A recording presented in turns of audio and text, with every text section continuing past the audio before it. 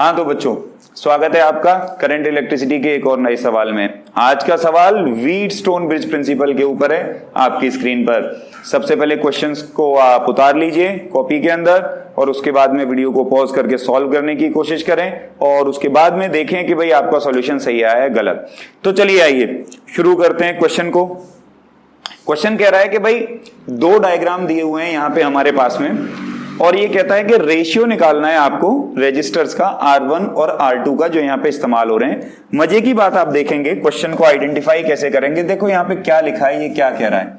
ये कह रहा है कि जो गैल्वेनोमीटर है वो कोई डिफ्लेक्शन शो नहीं कर रहा दोनों ही केसेस में, और अगर गैल्वेनोमीटर कोई डिफ्लेक्शन शो नहीं करता दोनों केसेस में तो बेसिकली वो बैलेंस्ड व्हीटस्टोन ब्रिज की कंडीशन होती है। तो चलो देखो, सबसे पहले डायग्राम 1 में हम लोग देखते हैं। अगर गैल्वेनोमीटर कोई डिफ्लेक्शन नहीं शो कर रहा है that means the bridge is balanced, and in balanced bridge condition मैं लिख सकता हूं कि 4/R1 इज इक्वल टू 6/9। आप ध्यान लगा के देखें तो ये हो जाएगा 2 2 जा 4, 2 3 जा 6 और 3 3 जा 9। तो R1 की जो वैल्यू है वो आपकी आएगी 6 ओम।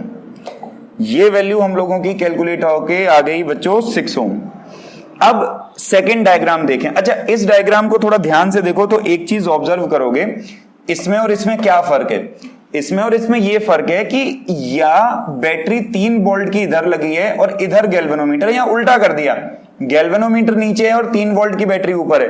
तो याद रखना ऐसा करने से व्हीटस्टोन ब्रिज की बैलेंस की कंडीशन अफेक्ट नहीं होती, मतलब ये अभी भी बैलेंस रहेगा अगर गैल्वेनोमीटर कोई डिफ्लेक्शन नहीं दे रहा। तो देखो इसके लिए हम लोग क्या करेंगे, लिखेंगे 6/12 बराबर R2/8।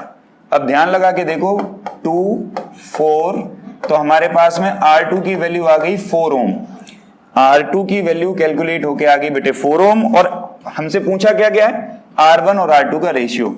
तो देखना R1/R2 बराबर 6/4 बराबर आ गया 3/2, and that is basically the answer to your question. तो क्वेश्चन बेसिकली सिंपल था, कम कैलकुलेशन थी इसके अंदर, लेकिन ट्रिक है। क्या ट्रिक है? पहली बात, गैल्वेनोमीटर कोई डिफ्लेक्शन नहीं दे रहा तो ब्रिज बैलेंस है। दूसरी बात, गैल्वेनोमीटर और बैटरी अगर इंटरचेंज हो भी जाएंगे तो उससे बैलेंस कंडीशन अफेक्ट नहीं होती। ये 1 नंबर में कॉन्सेप्चुअली भी पूछा जा सकता है। उम्मीद है ये सवाल आपको समझ में आया होगा और कल फिर एक नए सवाल के साथ हम लोग मिलेंगे। यहां पे आज हमारी करंट इलेक्ट्रिसिटी की सीरीज समाप्त होती है। अब हम लोग शुरू करेंगे मैग्नेटिज्म के क्वेश्चंस। Thank you.